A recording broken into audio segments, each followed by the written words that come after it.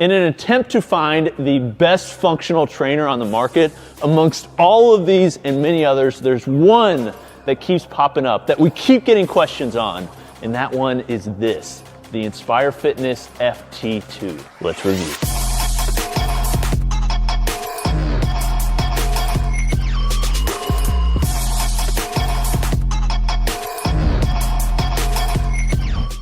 Hey guys, it's Coop from Garage Gym Reviews. And today we have a much awaited, much requested review on the Inspire FT2. Now the Inspire FT2 is a product that has been out for a long time. Honestly, probably close to a decade. This is one of the most popular functional trainer kind of all-in-one unit. But the reality is when this was released, there really wasn't anything else like it. If you like this sort of thing, you're into reviews and specifically on functional trainers, I would highly suggest you subscribe because if you look over here, we have a lot that we're planning on reviewing and comparing. So if you'd like to see that, make sure you subscribe. Okay, first things first, let's talk about the assembly. Now this one, Sam says, took about 6 hours. I asked him, how does it compare to the Rep Aries? He said this one was much more difficult. He said the instructions weren't as good, it took longer, there's just more that was disassembled. Now the dimensions, this is really made for a home gym. This one we're reviewing is 89 inches tall, the depth is 58 inches, and the width is 61 inches. I mean, if you look at the form and function of it, it looks like it's a squat rack. And in fact, you would think this is designed to be used with a barbell in addition to all the capabilities that are here. But you would be wrong. And I'll talk about that in a little bit later, but before I get into the things that it's missing, let me get into the things that it has because it's got some pretty sweet stuff. Okay, one thing you notice, especially when putting it together, is there are a lot of freaking pulleys on this thing, but it has even more connection points. So let me show you. Number one, you have these functional trainers on each side. So this can be used just like a traditional functional trainer. But wait, there's more. There are 4 pulley exit points at the bottom. And you're thinking, why would there be 4? I'll get into that in a moment. That's actually a really cool feature, but these two are really made for low rows, or you can use them for curls. But wait, there is more. These two up top. And one of the nice things about this and some of the design is the pulley stacks are on a 2-to-1 ratio. But if you wanted to increase the load by double and use a single handle, you can simply connect them together. The stacks themselves are 165 pounds each. And that's the base model, that you can actually add 50 pounds extra to each side. So 82.5 coming off these sides is enough for most people. Now that also means the ones on the low rows and the ones for the lat pull downs. 82.5 pounds is really not enough for most people doing a lat pull down, especially a low row. But that's where the doubling up comes in handy. So suddenly you can have a 165 pound lat pull or 165 pound low row using both stacks, and that should definitely be sufficient for most people. Okay, next is honestly the most interesting feature on this, and really is what makes it the FT2 stand out amongst all competitors. There is not another machine that I can think of, let me know in the comments if you know one, that does something similar to this. This is actually really well done. This is what they made their name on. There are ones that have it, but not in the way that this one's done. This also has a Smith machine. This is simply up here to store away when it's not in use. When you want to use it, you just pull that lever back and suddenly this locks in. But the real con potentially is you can tell there's no way to load plates. So then you're like, all right, how do I add weight? And this is where it gets pretty cool. All right, so if you come over here, you are able to use the same weight stacks you're using on your functional trainer on your Smith machine. And it's a really simple, kind of cool mechanism. So there's this little red piece right here. You bring this over and suddenly the Smith machine is now connected to the weight stacks. And that's pretty cool, but the other thing that's built into this is essentially a spotter. So this is really designed for people that are lifting alone and want additional safety. But the reality is, like, having safety while you're lifting does matter, especially when you're lifting alone. The way that this works is when I want to set my spotters, I can do it while I lift. So if I come under here, I pull this back, suddenly my spotters are moving with me. If I go down and I basically, there's like no resistance on here, even though the stacks are connected. So it's pretty much just the weight of the bar, which isn't very much. So I come down to whatever position the bottom of my position is. I can then lock in the spotters, you just hear that, come out, and suddenly the weight stacks are connected. So you can see my weight stacks are connected. I can do my sets down to the spotters with the weight stacks connected, connect it, come up, unweight it again, and then lock it back in. So there's a lot that's happening right there. Let me kind of show you again, but a little bit closer up. So you have to unhook it, okay? Now that it's unhooked, so the way that works is you're pulling forward, and that's detaching. So now it's detaching. Basically, it's engaging these levers here. Then you go down to the bottom of a rep, wherever that is, you then pull back. It's now locked in. So, I mean, it's locked in. Now you're able to do your reps with the weight stack attached. You can see it. So it works for squats, deadlifts, anything you could do on a normal Smith machine, you can do it on this. Instead of it using Olympic plates, it's selectorized stacks. And so selectorized stacks allow you to select the weight easily, quickly. The downside is the weight. So if you have the upgraded weight stacks, which increase these 50 pounds, you also do this. The cables themselves, as I previously stated, is a 2-to-1 ratio. But to basically remove the 2-to-1 ratio, you can attach another pulley. So you just take the pulley that is attached to your functional trainer. You're not probably using it while you're using the Smith machine, but if you are, you can just take it off, say you're supersetting or something. You then attach it up to the top pulley there. You now have a bar that is on basically 1-to-1 ratio. So suddenly, if you have the 50-pound stacks, you can have a bar that goes up to 460 pounds. Now let me get into kind of the fit and finish of the machine and just the individual components. Okay, so that's how it functions, but let me kind of get into the actual components and then I'll tell you what's good and what's not good. Okay, first is the weight stacks.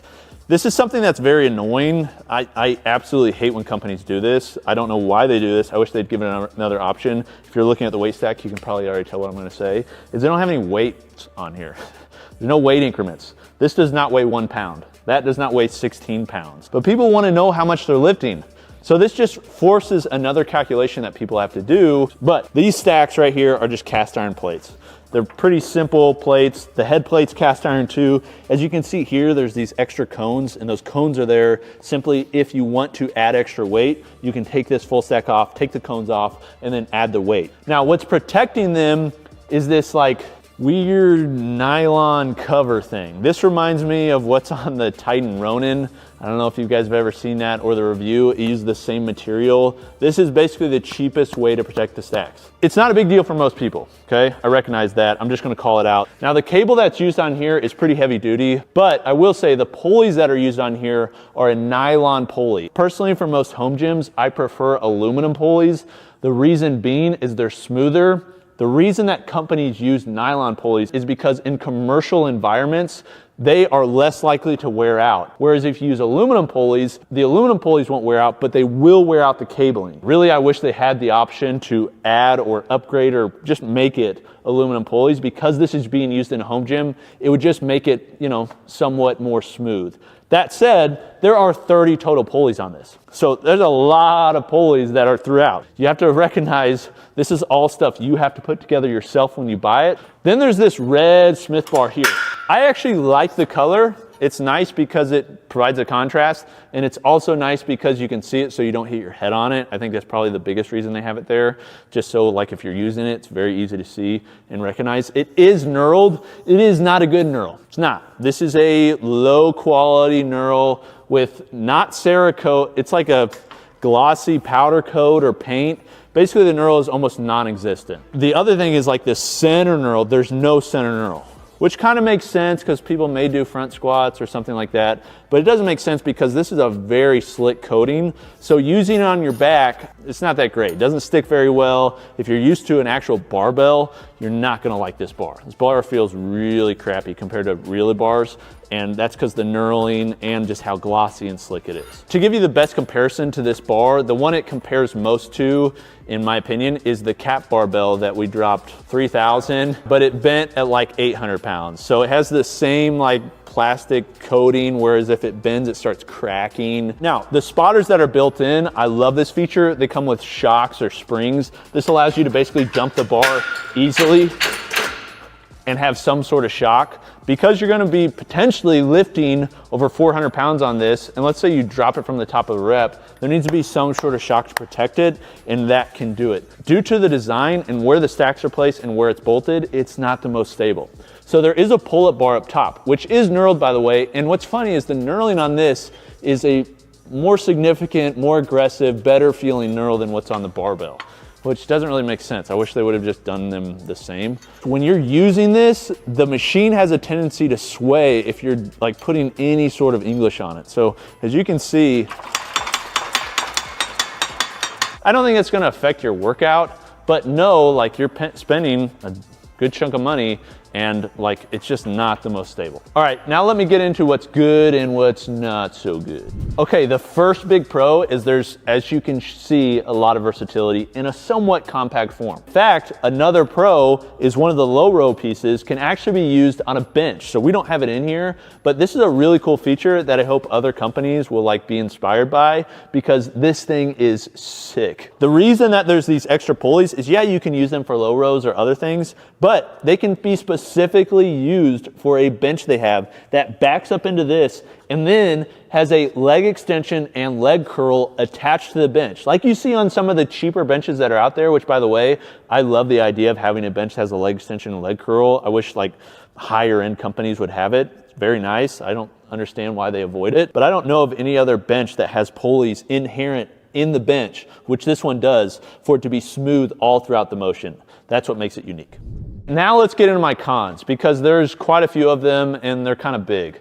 Number one is there's no squat rack built in. If you're somebody that wants to use a barbell, that means if you have this, you're also gonna have to have a squat rack. So you're gonna have to have something that takes up the same space, which is why competitors like the Force USA G20, X20, X15, the Rep Aries, and some of those are really options that appeal to me and a lot of others, because it can do a lot of the things that this can do, not everything, but it can also take up the same space and be used with a normal free weight barbell.